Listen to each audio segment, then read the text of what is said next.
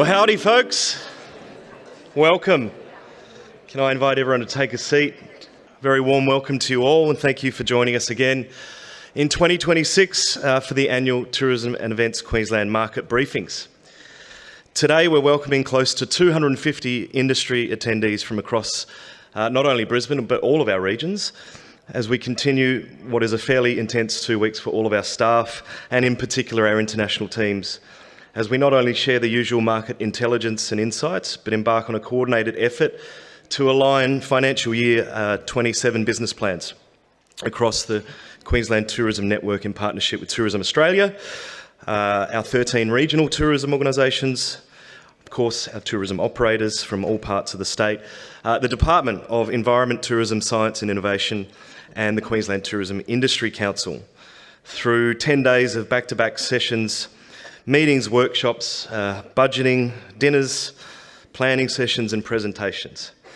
And whilst it seems like a lot of effort, and it certainly is, it's enormously important to us. Our February planning fortnight carefully sequences external and internal business planning sessions with the full spectrum of key partners across the state to ensure we move into next financial year well prepared, well organised and well aligned. For anyone I'm unfamiliar to or have not yet met, my name's Ollie Philpot and I'm the Group Executive of Commercial and Partnerships at Tourism Events Queensland, and it's my pleasure to once again host and MC this year's briefings. I'd like to begin by acknowledging the Yagara and Turrbal peoples and their elders past and present, and Meanjin as the place we gather today. And it's my very great pleasure to welcome Joseph Ruska to the stage for our official Welcome to Country. Welcome.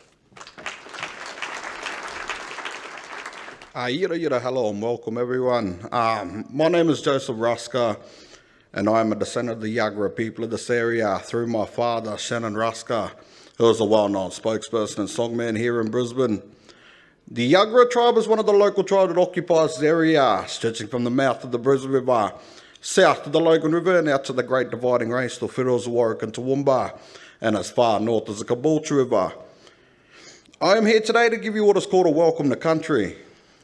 A welcome to country isn't something that was recorded down on paper by any of our elders back in the day. It isn't something that was made over 10, 20 years ago. And it isn't something that events organisers or just anyone have just planned to just organise overnight.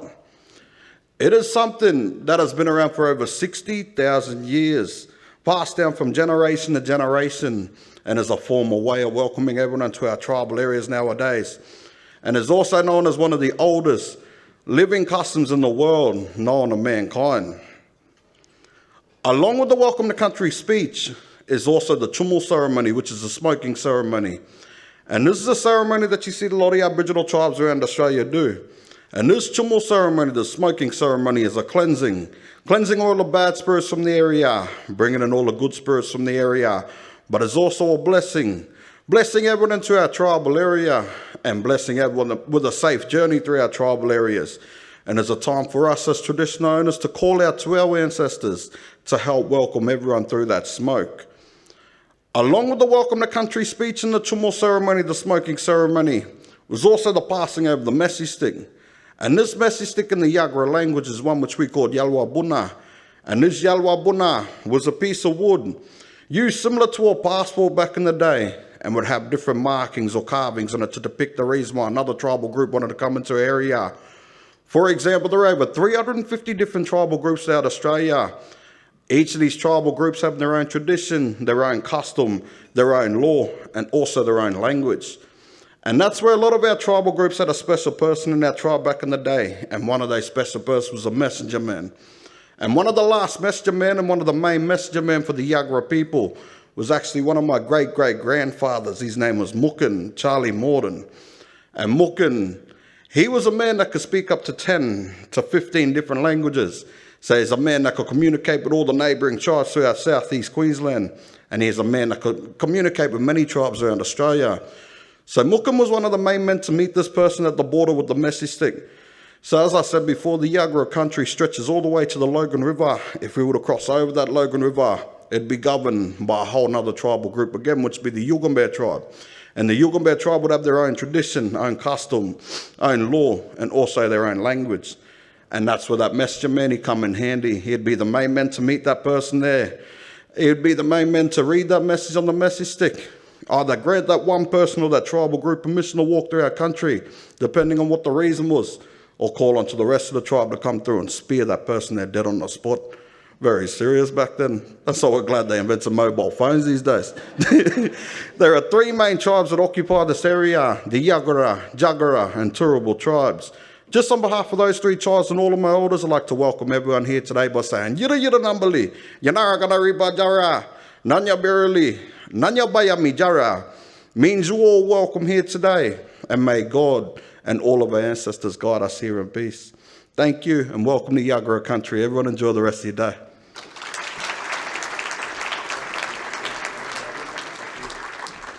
Terrific. Thank you, Joseph. It's the second time Joseph's joined us this week. We appreciate your time. He's got to head off to another one, I think, now. Okay, over the course of today's sessions, we'll cover all the elements you've come to expect from TEQ's annual market briefings: market updates, activity highlights, TEQ's forward plans, trade shows, missions, cooperative marketing opportunities, aviation updates, events and business events, as well as familial opportunities. But we'll importantly also examine some of the major focuses of TEQ's strategic thinking that will turn into higher impact moments in the year ahead, including what I've got to say is an impressive array of programs, campaigns and innovations that the team been busy working on for the past 6 to 12 months, all whilst juggling our never-ending pipeline of activities and executions. There's no doubt our teams across the board are always on, proudly representing the state and our industry in every negotiation, every partnership and every execution. We hope that's evident in what you'll see today. 2025 was a year of rebuilding some key foundations for the Queensland tourism industry and setting up a new era in our long history.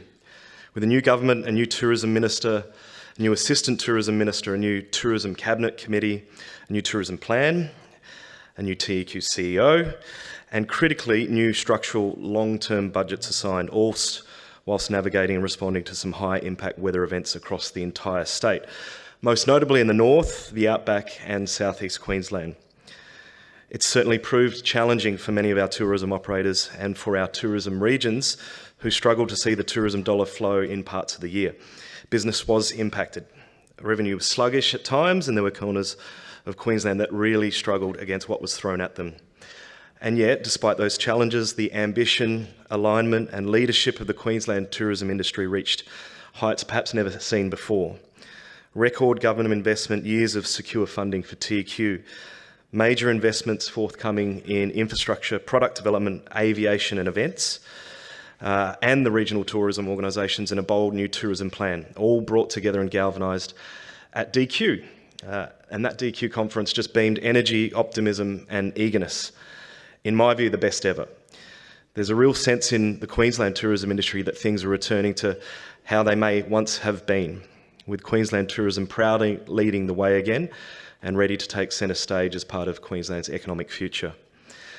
Not for years have we seen such ambition and aspiration translate into real reform and real action. There's huge investment across the state in new tourism product. In almost every region, capital is flowing in, tourism businesses are setting up shop. Operators are developing new tours and experiences. TEQ's missions and trade events are oversubscribed and at record levels.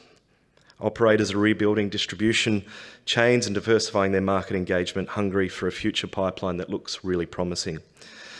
There's a surge of interest from outsiders in what Queensland is doing, and other states are once again looking at Queensland thinking these guys have really got their mojo back.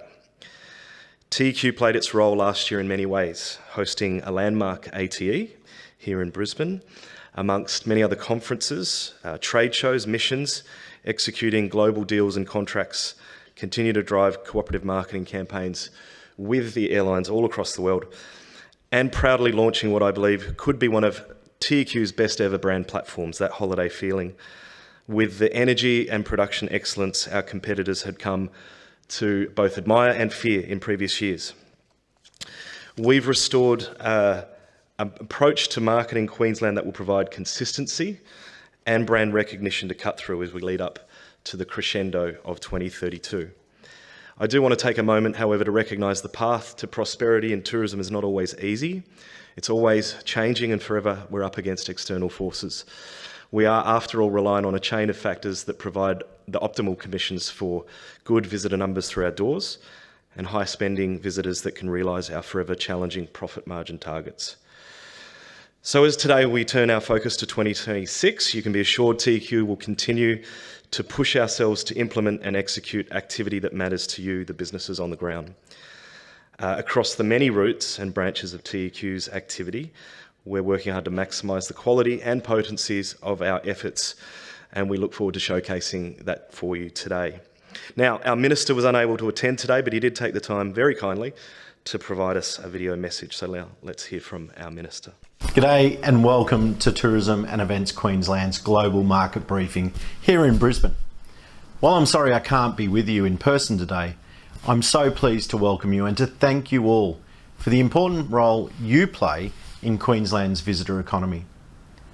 Brisbane is a fitting place to come together. As our state's capital city, it plays a critical role in tourism. But the real strength of Queensland lies in the diversity of experiences found right across the state. What happens in global markets has a direct impact on communities, businesses and jobs from the Gold Coast to Queensland country and from the Whitsundays to outback Queensland. The Crucifili government is supporting our state's growth through initiatives like the $75 million Connecting Queensland Fund, working closely with airports, airlines and industry to strengthen connectivity and unlock new markets. With 6 years to go, we're firmly on the runway to the Brisbane 2032 Olympic and Paralympic Games, with our focus on ensuring a long-term legacy that positions tourism businesses in every region to benefit well beyond 2032. This work is guided by our Destination 2045, 20-year tourism plan to grow visitor spend, support jobs and position Queensland as a global tourism leader. Today's Global Market Briefing is about giving the industry the insights and confidence needed to plan ahead. I encourage you to make the most of today's sessions and the opportunity to connect with TEQ's international team. Have a great time.